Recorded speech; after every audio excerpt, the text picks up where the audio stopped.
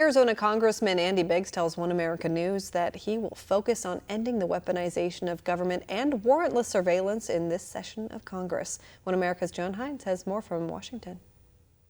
Congressman, you've been extremely busy. You've introduced legislation here just within a few days. Over in the Senate, one of the questions they've been giving to Tulsi Gabbard, she's a former colleague of yours, a Democrat, of course, is about 702.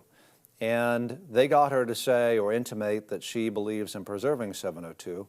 This has been a big problem for you guys, especially in the Freedom Caucus, because this is one of these things that was used, the FISA court, to spy on the former president, the past president, to spy on all kinds of other people.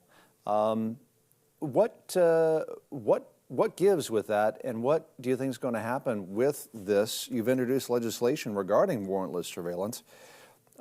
Is there any way that that the Trump administration could just unplug 702 at this point? With Tulsi, where they're trying to go with Tulsi is Tulsi was supportive of I don't know if it's necessarily my legislation because I've introduced over years or others people, but she wants to adhere to the Fourth Amendment.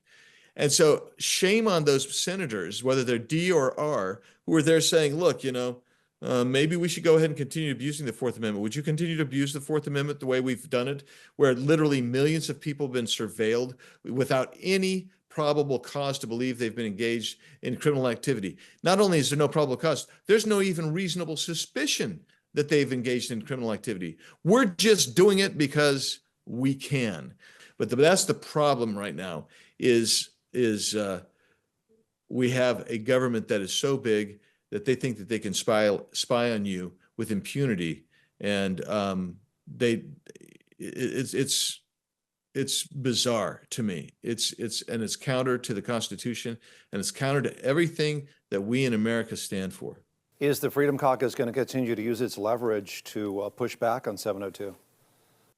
I would hope so. I would hope so. Talk about your anti-weaponization legislation, because I think you've got a new FBI director, you've got a new director of the Department of Justice. People forget, though, these are temporary fixes, right? Yeah, so we're trying to essentially codify an anti-weaponization, again, schema, strata, that, if you will. And the reason is because when you have different political appointees even, or bureaucrats involved, they can actually abuse their power, and in abusing their power, they weaponize us. And so you've seen it in everything. So then you had the FBI going after the Catholic Church and people who showed up at PTA meetings that were questioning transgender ideology or whatever. So we've got to defend the Americans against their own government, and that's the purpose of that bill. And DOGE, tell us a little bit about your plans to implement DOGE. I have got a piece of legislation that goes hand in hand with this, the DOGE, the DOGE implementation. I have this other piece of legislation that allows us to set aside rules that were imposed by the Biden administration. If you remember the last 60 to 90 days, they went crazy and they were shoveling money out the door. They were doing new rules, but we can go back and actually for a year under my bill, and you can actually do more than one bill at a time, which is why we never do more than a few per year. If you were to go back and set aside all of them, we probably should, the Biden administration itself on their way out the door admitted that was a $1.34 to $1.4 trillion savings to the government and the economy if you repealed their rules. So that's one. The second thing is, overall, we've got a massive spending problem.